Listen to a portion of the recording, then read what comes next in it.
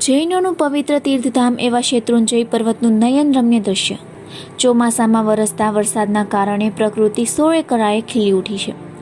ભાવનગરમાં આવેલું જૈનોનું પવિત્ર તીર્થધામ એવા પાલીતાણામાં હજારો જૈન મંદિર આવેલા છે. ત્યારે ચોમાસામાં વરસેલા વરસાદના કારણે અહીં એવું લાગે છે કે જાણે ધરતી માતાએ લીલી ચાદર ઓઢી છે.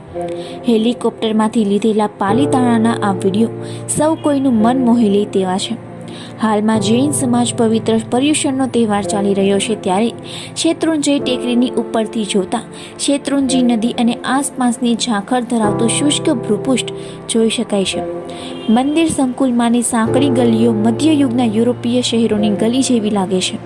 અહીંની ઊંચી દિવાલો એને કિલ્લા જેવું સ્વરૂપ આપે છે.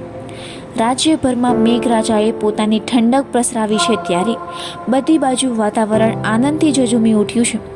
તેના કારણે ચારે તરફ છવાયેલી હરિયાળીથી લોકોને અલૌકિક દ્રશ્ય જોવા મળ્યું છે. આ ખુશનુમય વાતાવરણથી પ્રત્યેક જીવમાં આનંદની લાગણી વ્યાપી જવા પામી છે.